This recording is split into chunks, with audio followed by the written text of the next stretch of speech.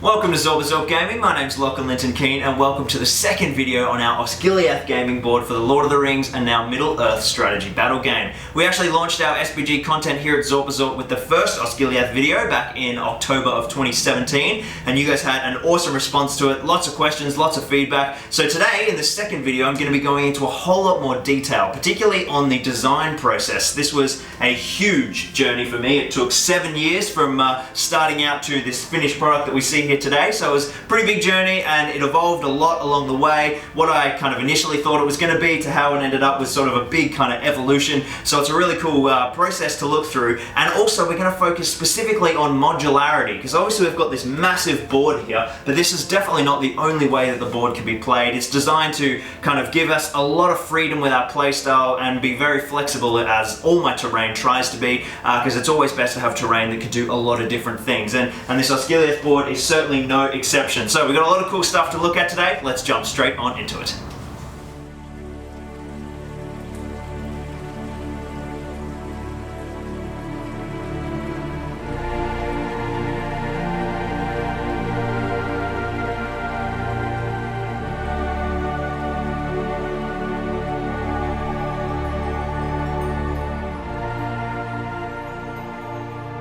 So way back in 2010 when I sat down and sort of decided that Osgiliath was going to be my next big build, the first thing I did was a whole bunch of research. There's a lot of material out there, you know, there's lots of artwork and drawings and of course the films. We've got some great shots of the miniature created by Weta Workshop in both the Two Towers and the Return of the King. I cannot count the amount of times I've watched those little minute chunks over and over again, looking at each frame to check out all of their building designs. But also in the books as well, Tolkien is incredibly detailed in all of his descriptions of Middle-earth, and Osgiliath is no exception. In fact, it's incredibly detailed. A lot of important stuff happens here. It's the founding city of the realm of Gondor, the Gondorian Civil War and the Kin strife. There's a lot of really important events that take place here, so there was a lot of research to kind of absorb and break down. The city itself it's pretty large, and I kind of initially wanted to capture as much of the city as I could, but you know, keeping with the scale of our miniature system being 28mm, we had to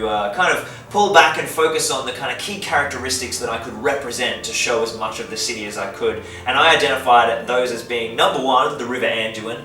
It's the whole kind of point of the existence of the city is because it's a beautiful place right on the river, and it's the crossroads between the eastern and western realms of Gondor, and it's, you know, incredibly important to the city. It flows right through the center. Obviously we've got beautiful ornate bridges that flow over that with some incredibly wonderful architecture situated in the center of the river, and we've got these wonderful riverbanks. I sort of think to the scenes from Return of the King where Gothmog's doing his amphibious landing and orcs are jumping out of their rafts, and they're the kind of scenes I really wanted to explore. Initially I thought about having both riverbanks and then some islands in the middle, but it was just getting too large, and I wanted the board to be as detailed as I could, as well as it being as large as possible. So I ended up identifying having one side of the board being the islands and the center points in the center of the river, and then we've got bridges flowing down onto a riverbank which can be used to represent either the eastern, the Mordor riverbank, or the western Gondor riverbank, depending on what scenarios you're playing.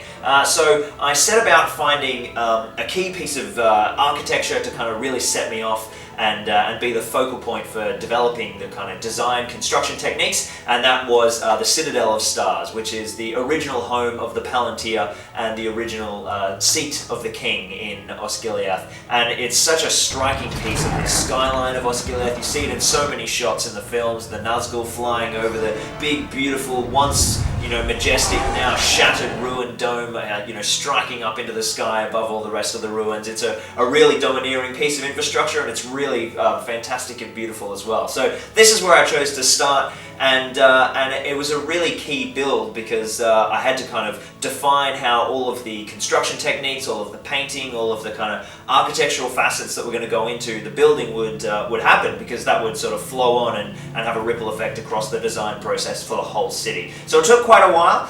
Once I built the main structure and, having the kind of the different pivotal towers around and kind of giving that real hexagonal shape flowing up into the dome was a pretty challenging build, but it worked really well, and it allowed me to sort of have a real focal point for the islands and flow on into the first island. Another key point for both of the islands was that as I decided most of the time that this would represent Mordor's half, I gave it a bit of orcification. You've got some wooden gangways and wooden barricades sort of nailed into the rubble as the orcs are trying to make their position a bit more defensible. So it flowed on into a really nice build for the first island. The second important landmark for the island side of the board is Osgiliath, which is the former palatial court of Gondor, and that flows on into a central courtyard which has quite a serious fortification around it, and it gave a nice point of design difference from the Citadel of Stars, in that it gives us some really nice kind of fortified central strong point on the island side, which is quite defensible in terms of gameplay, and it also flows on into our palatial court, which really is that kind of classic architectural sort of system with our Gondorian roofing. So it explored some more forms, which was really awesome, and gave a bit of a counterpoint on that side of the river, and then those are just joined by a small central bridge. It's the same, or almost the same height as the first island, and both of these sit quite high up off the board. You can notice this is about 10 inches high, which really gives it quite a domineering point on the skyline of the model, and creates some verticality as well. On both this island and the first island with the Citadel of Stars, there are stairways that flow down to the water's edge where docks can be used so that there could be launching points or breaching points for boats, and facilitate some really awesome gameplay. There's a bit of orcification here on this island as well, because it's still in that Mordor realm, and it just gives it a bit of character to set against the stone. Look, Osgiliath burns. So at this point we're about 2.5 to 3 years into the build process. The first two islands have taken me quite a long time. I haven't kind of really nailed my speed or my precision with regards to the construction techniques, and as we move through the 7-year journey, you'll see that starts to rapidly accelerate, and I start really pushing stuff out, especially towards the end. But up next is a really important feature of Osgiliath. It's actually probably one of the biggest things that really ever inspired me to build this, is the bridges. They're all around me, as you can see. Now, this isn't actually the first time I've built kind of Osgiliath ruins. In fact, when I was much younger, about 11 or 12 years old, I started to build kind of a version of this board, and I still have a few of those original pieces. These are the very first bridges that I ever made. As you can see, that it's the same idea really, a ramp up either side and across the river with some arches, and then a broken section in the middle, and I've kind of never let go of those because they're the humble beginnings of this board, but I needed something a lot more grand, a lot bigger. We're going over a wider river, and of course our islands are much higher, so I ended up kind of narrowing it down to 2 bridges, because Osgiliath has, at any point in its history, its bridges vary. There was one made of wood, and then they replaced it out of stone, and at the height of the city there were actually 5 bridges that interconnected and crossed the river at various points. In fact, one bridge even has a whole lot of dwellings and houses and shops on it. There's a big, it's almost like a market sector that runs across one of the bridges, and I toyed with that idea, but I just didn't have the space, so I kind of distilled it down to these 2 bridges. With 2 I could make kind of 2 different architecture styles and kind of reference the different bridges in their different ways. So I ended up picking something with a much kind of slimmer archway, and then the big sweeping archway for the bridge on the left hand side. So it was kind of a really fun design process to identify how I could make them different, having the little buttresses on this one and keeping this one a bit more thin, and also of course a very important part is I wanted to be able to facilitate the bridges getting damaged, and you know, that pivotal moment when Boromir and Faramir destroy one of the bridges to halt Mordor's advance. And also, you know, it gives I'm all about having interactive elements within the terrain. So it was, yeah, a really kind of fun design process, but it did take quite a while to bang them out. Another reason that initially, anyway, that I had them wanting to break open was so that until I built any riverbank section, I could turn them around and put them on either side of the island so that we could have a bit more of a play space, having bridges leading into a central point with the islands, which is just another way to play the board, but we'll come to that when we get into all of the modular elements. The third and final island on the gaming board is the Gatehouse. Now, this little kind of build came about essentially as kind of wanting to develop a little bit more infrastructure on the Riverbank side of the board. It ends up sitting about in the middle. It can actually be positioned in a couple of different places depending on how you arrange the bridge pieces. But I sort of realized that as the Riverbank was going to expand, there was going to be a lot of infrastructure on that side. And from a gameplay perspective, I felt the Mordor side, if they were kind of pushing down towards the riverbank, they need a little bit more of a stronghold or some kind of defenses to give them a little bit of a fighting chance, somewhere to act as a staging base essentially when they're launching forwards. And there's also, it kind of throws away and hints away to those bridges that did have some dwellings on them, so it kind of gave a little tip of the hat to that part of Gondorian history as well. So I kind of wanted to start playing with more domes and kind of bringing those into the forms. Basically domes and archways, that's your bread and butter of Gondor, right? So it kind of allowed me to play with both and getting to have a gatehouse with a nice big portcullis, which is another interactive element and kind of adds a little bit of spice rather than just having two really long bridges with nothing different about them. Now I've got a really kind of key point that breaks up the right hand side and makes the second bridge really fascinating.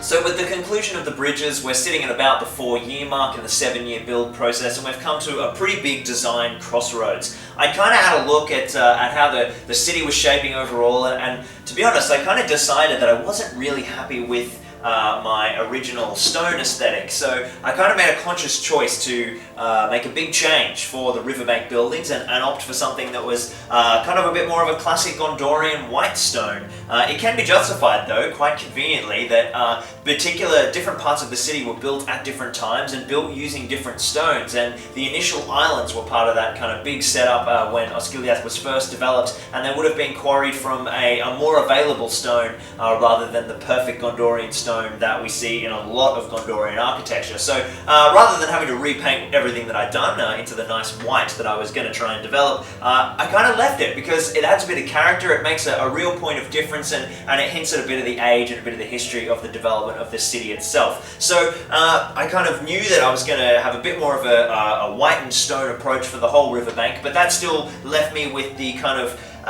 structural elements and how the city was going to take shape. Now, this is kind of where we get into the really important design aspects of the riverbank itself in terms of modularity. I knew that I wanted to be able to have a lot of life out of these pieces and that they weren't just stuck into this big, tightened board. Those islands are great, but they're fairly rigid in what they can do. I mean, I've learned to sort of experiment with them, but I really wanted this to be really fluid and allow me to get a lot of gameplay out of it. So my first kind of entry points were obviously going to be the ramps off my bridges, which you can see here, and because of just how big they are, I decided to make them as set pieces just as big as they needed to be to facilitate the bridge landing spot, and then I would build all of my modular systems around those set pieces. So they have to be different heights, so they're not interchangeable because the bridges are different heights.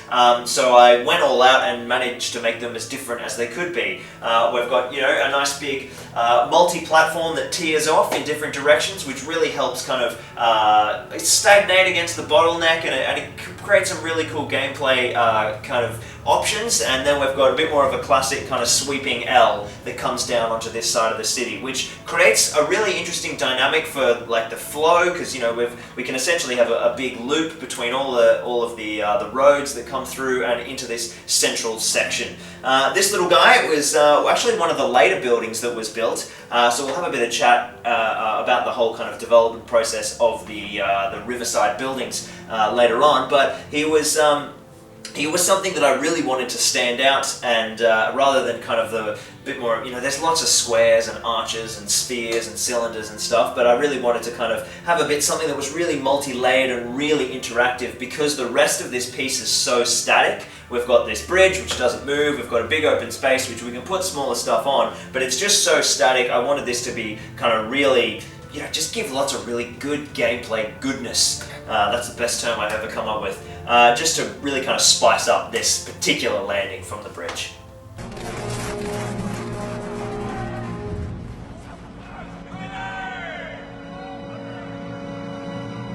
So when starting the Riverbank side of the board, I had a couple of key questions to answer. First of all, how are we going to deal with the Riverbank? How's that going to work? How, something that's really key about Osgiliath is that you have buildings sinking into the river. The whole city is slowly flooding and sinking into the River Angelin. So how do we deal with that? How do we make sure we've got a lot of modularity and bits that can be mixed up so that while the islands are quite static, we get a lot of options for replayability through this side of the board?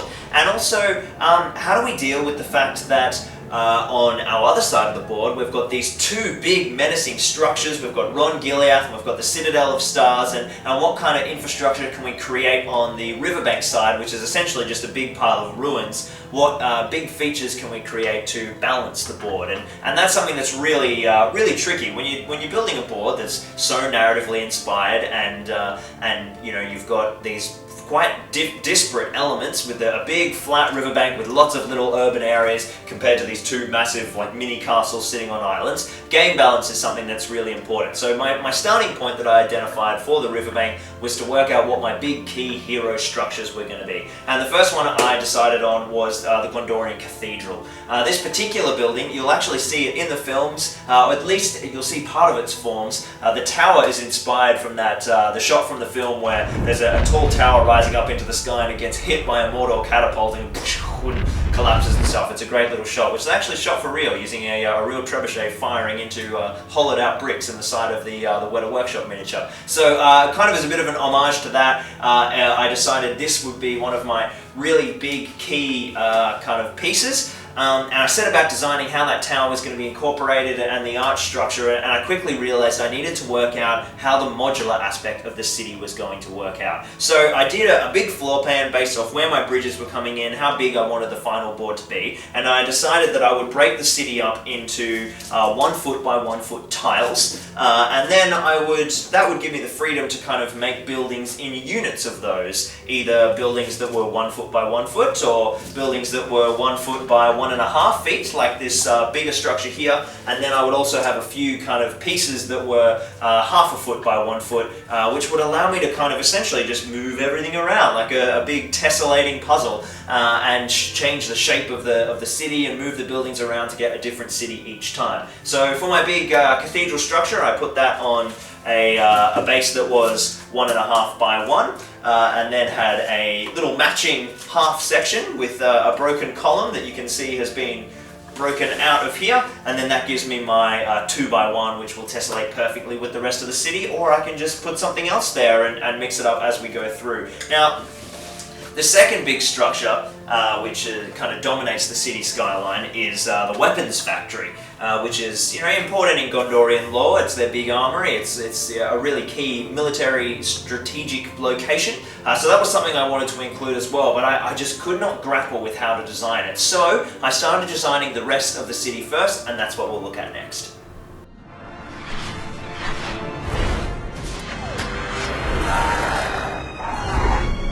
So for the first couple of building designs for the ruins on the Riverbank side, I actually went back to some old favourites once again. These are another couple of my original Osgiliath buildings that I made when I was 12 or 13, and I can't throw them out. I've just kept them for posterity, and I think this one in particular, I'm pretty sure it's from either a White Dwarf tutorial or maybe it's one of the building ruin tutorials in the back of the Return of the King rules manual or something, maybe the big blue one, I'm not sure. But anyway, these guys lingered around forever, and I thought I'd try and kind of make a little homage to them.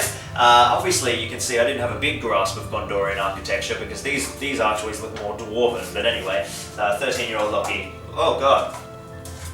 They are old, you believe me. So I decided to kind of make a few little things that mimics them, starting off with this kind of small little tower which was sort of similar to that kind of thing, and the great thing about this build is it's got a nice big structure that blocks a lot of line of sight, but it does leave a lot of open cover, which is something we'll get to in a sec. It's really important to not build your tiles that have like all these big massive buildings on them and then you've got nowhere to maneuver your troops. So that was the first little guy that we had a bit of a play with, and then I took essentially it's just a square, isn't it? or a rectangle rather, and kind of develop these two variations on the same form. We've got one that's completely enclosed, which allows a really great higher surface, so it adds verticality with lots of space. You can throw arches up here, and it creates a nice big block with still, once again, allowing some movement. And then the same thing with this tile. It's the exact same size, but we've got a little bit more height, and we can move through the bottom levels of this one, and it's much more of a flowing piece of terrain rather than a big blocking chunk. So those were the first couple that I knocked out. One thing you'll notice if you have a look at Osgiliath in any detail, particularly in the shots from the films, is because the city is so ruined, there's not a lot of roofing still around. The kind of big roof structure that you do see is the Citadel of Stars, and that roof tile look, it's such a Gondorian element, but it's not incorporated heavily. But I did decide to use it kind of here and there. We saw a little bit of it on the roof of the cathedral as well, and so the next building I decided would have a little bit of roof, and this guy's also another reference to actually my very first terrain piece ever, which was the very first Osgiliath ruin I ever made, and that one has been thrown out. Yeah, some years ago it disappeared. I think I might have a photo of it somewhere. I'll chuck it up if I do. And as you can see, it's kind of like that classic house look with an upper section that allows us to have some firing positions with a bit of height, which is so important in an urban environment. And it does take up a fair part of the block, which can be a bit tricky when you're starting to tessellate all of those elements. It does have a back corner that's clear, but it's quite clearly a rectangular structure. So with the next couple of things, I was very conscious, particularly this tower is a great example, to really start to leave some space to allow for walkways. And this guy, he also, he's very plain. I kind of tried to jazz him up by essentially having a nice, cool, ruined element up here with lots of archways, but I just wanted it to have more verticality, so I put it on a fairly plain square base, really, that's just a riser to facilitate this taller section. So this is great for, once again, a nice elevation for shooting positions, and also, you know, nice and tall, because you really want lots of things coming up into that skyline and creating a nice wide shot. A lot of stuff that you do look at is from our references, but another great source of inspiration is other terrain makers, and there's lots of images of Osgiliath terrain out there on the web, and this particular one, it's a bit of a hodgepodge of some different design elements that I saw on some other builds and thought they were really cool to incorporate.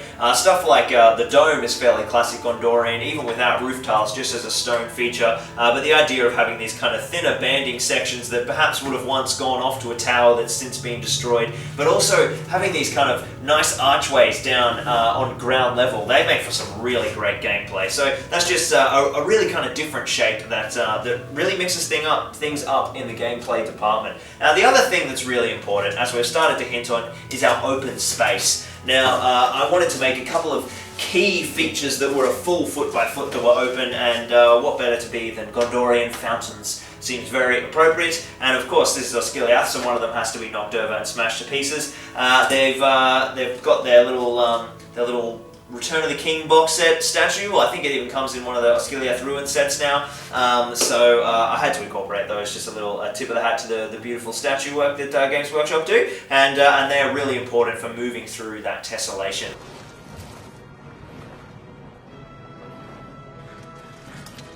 The other important element for open gameplay is, of course, our little half foot by 1 foot sections. There's a whole bunch of these that I have.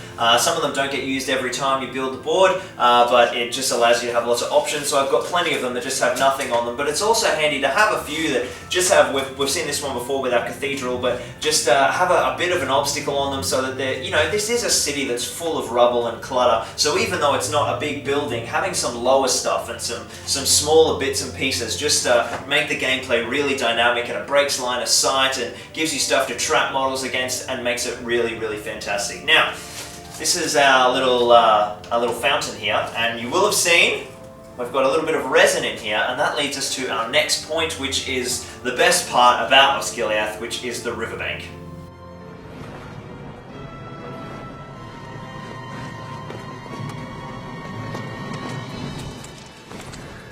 The moment when Gothmog paddles his little boats up the riverbank and Faramir launches his little counter-ambush during the fall of Osgiliath is definitely one of the big moments for me that I really wanted to be able to play out on this board.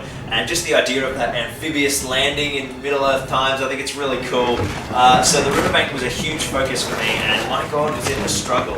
Ironically, this was actually the very first building of the Riverbank side that I ever built. And I kind of worked out the process that I wanted all of the Riverbank side of the board to be sitting on 1 inch of foam so that I could slope off into the river and have buildings on a big lean as if they're sinking into the river like they all do. But I had no idea how I would do the water.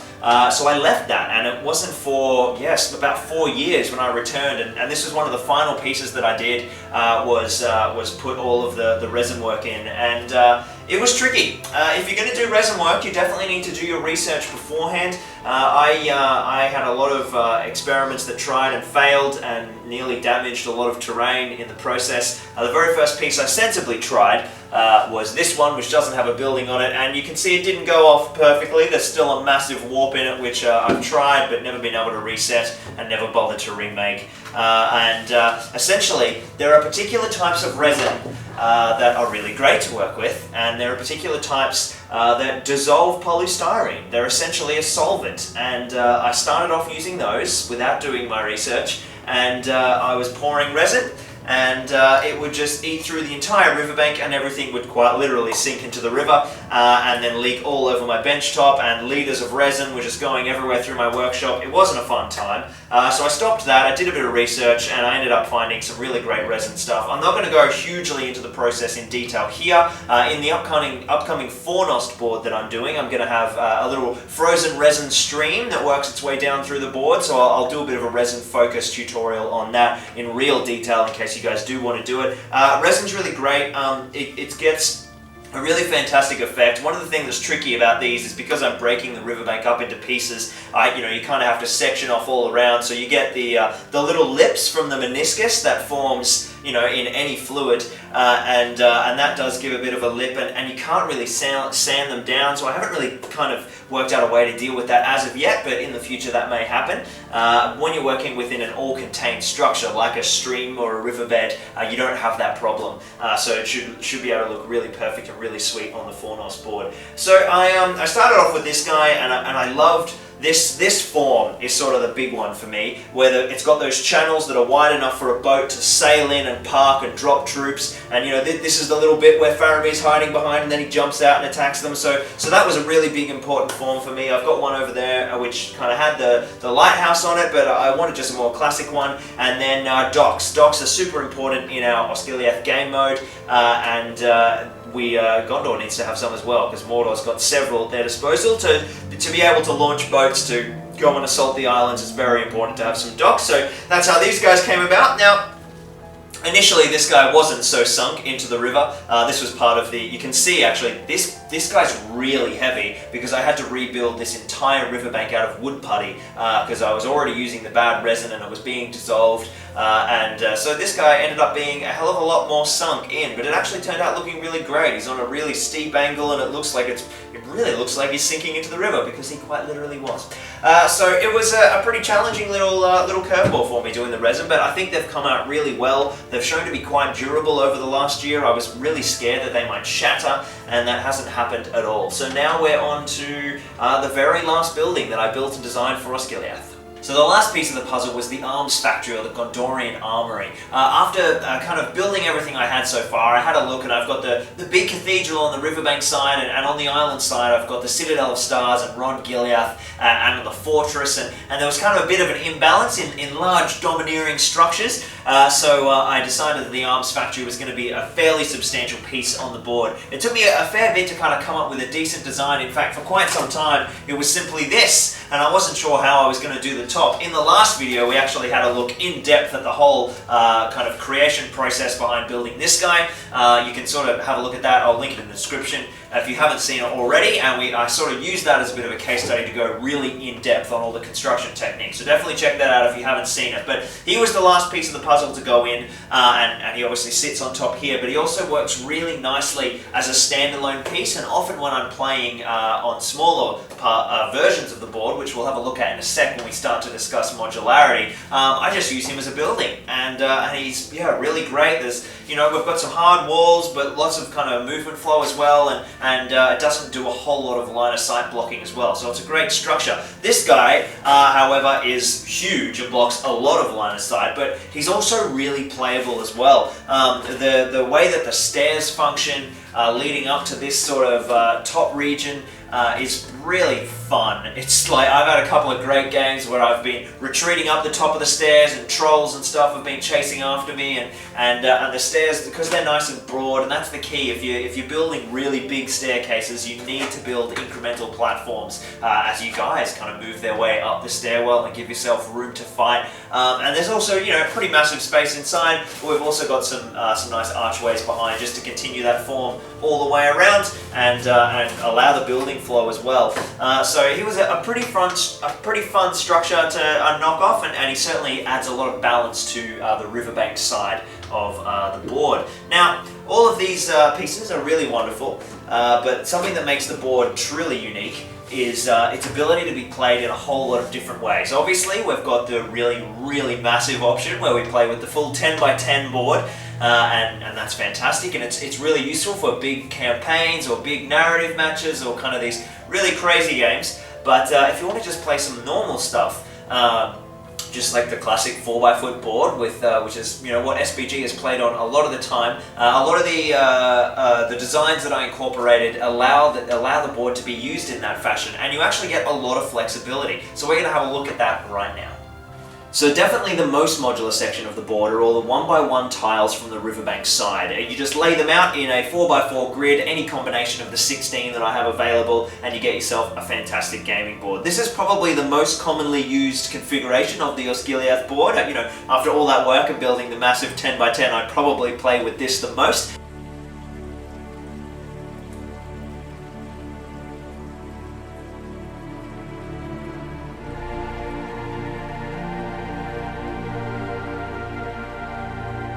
The thing that I really love about it is just how much you can shake it up.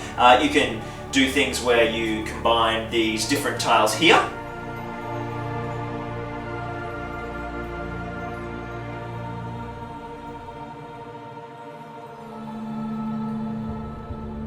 Or you could do something like this.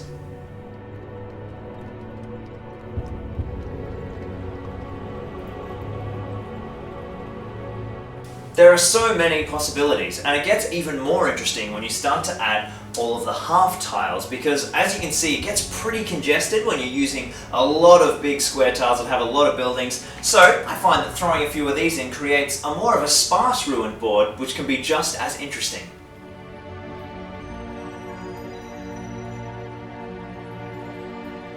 Just by adding those 6-inch pieces and pulling out our bigger structures like the cathedral and mixing up a bit of our Riverbank tiles, we've created a board with a completely different feel. It's much more open, it's more sporadic, there's a lot of really interesting dynamics going on, particularly with a lot of the buildings being kind of off-center due to the half-block placings. So there's a lot of flexibility in these board options, but this part of the ruins is not the only stuff that is modular. There's lots of really creative stuff this board can do.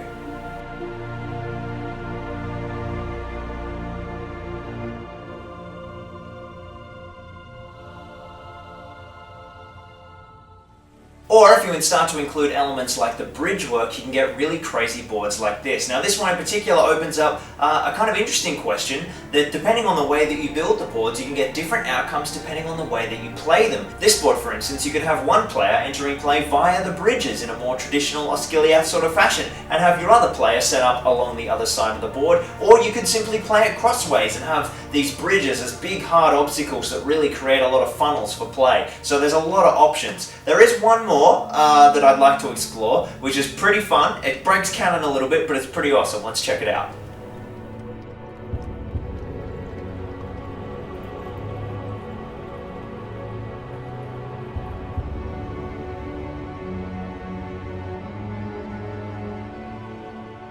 So this has got to be one of my favourite configurations, trying to fit Osgiliath into a 4x4 board. It doesn't make any sense canonically, but it's really fun. It's got some awesome mixes of verticality. We've got a little kind of makeshift dock gangway thing that goes between our two stairwells so that you can move up across the bridge or move down through the stairs and up, just to try and alleviate the fact that this bridge is obviously a massive choke point. You can have, sides starting in either ends and have these big kind of ranged wars. It's perfect for orc bows or man bows, perfectly in range to have a nice big shooting galley at each other. And it's just a really great board to play on, especially for battle companies. We've had some fantastic battle companies matches on here. There's, all these kind of little nooks to hide and great firing alleys. It's really great for small squad stuff, and overall just a really fun board to play on no matter the game. So I hope you guys enjoyed that video. I hope I went into enough detail. You guys had a lot of questions. I hope I've answered them all and given you some insight into the whole design process and my thinking behind all of the components and how it all took shape. I guess my big takeaway would be not to spend 7 years on one terrain project, because